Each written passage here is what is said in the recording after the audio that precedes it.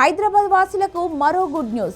దశాబ్దానికి పైగా కొనసాగుతున్న పాతబస్తీ మెట్రో కళ ఇప్పుడు నెరవేరే దిశగా అడుగులు పడుతున్నాయి. హైదరాబాద్ లో ట్రాఫిక్ కు చెక్ పెట్టేలా Hyderabad old city metro rail corridor నిర్మాణానికి సంబంధించి సన్నాహక పనులు కీలక దశకు చేరుకుంటున్నాయి. ఇక ఈ విషయాన్ని Hyderabad airport metro rail limited NVS Reddy పేర్కొన్నారు.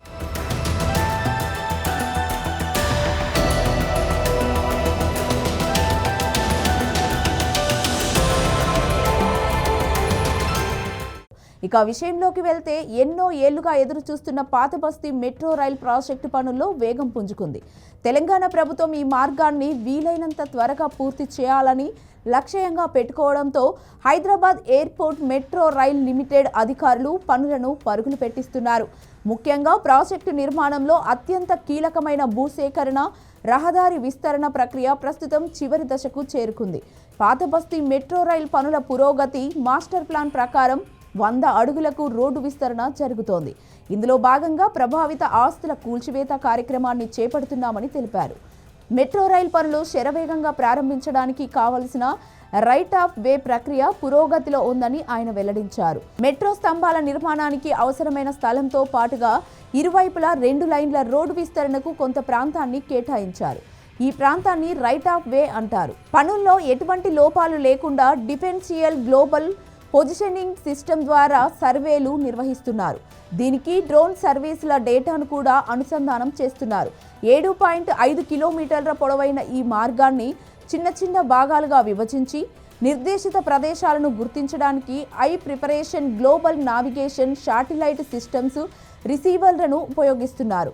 పాతబస్తీ మార్గం పురాతనమైనది కావడంతో రహదారి కింద తాగునీరు, మురుగునీరు, వరద నీరు పైపులతో పాటు విద్యుత్, టెలికాం లైన్లు ఉన్నాయి. వీటిని గ్రౌండ్ పెనిట్రేటింగ్ రాడార్ సర్వే ద్వారా గుర్తిస్తున్నారు.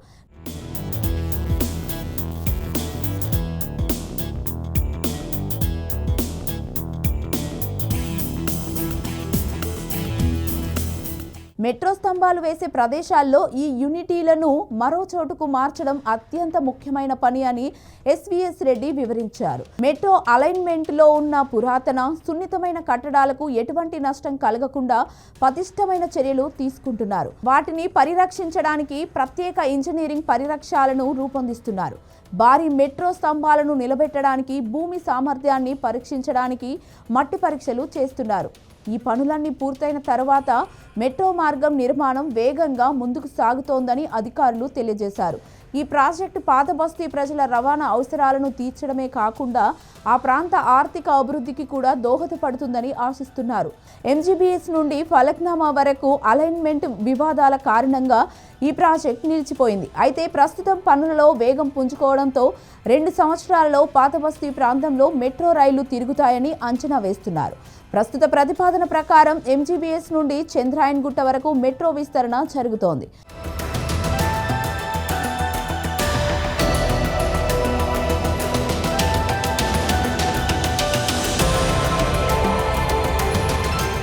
ప్రస్తుతం LB Nagar, Miyapur, JBS, MGBS, Rayadurgam, Nagole కారిడార్లో మెట్రో పరుగులు పెడుతుండగా ఎంజీబీఎస్ మెట్రోకు కొనసాగింపుగా చంద్రాయనగుట్ట వరకు పాతబస్తీ మెట్రోను పొడిగిస్తున్నారు.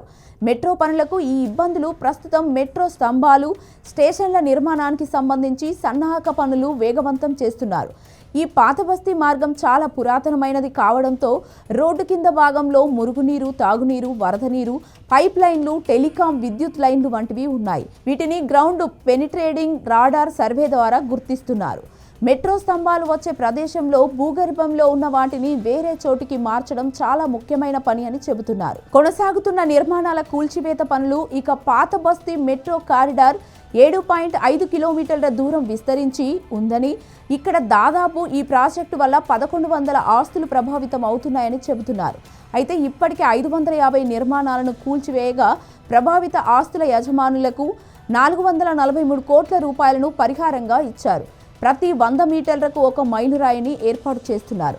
పాతబస్తీ మెట్రో రైల్ కారిడార్ పనులలో కీలక అడుగులు పాతబస్తీలో మిగిలిన మార్గాన్ని 2వ దశలో చేర్చి అనుమతి కోసం కేంద్ర ప్రభుత్వానికి సమర్పించారు. ప్రస్తుతం ఇది పరిశీలనలో ఉంది.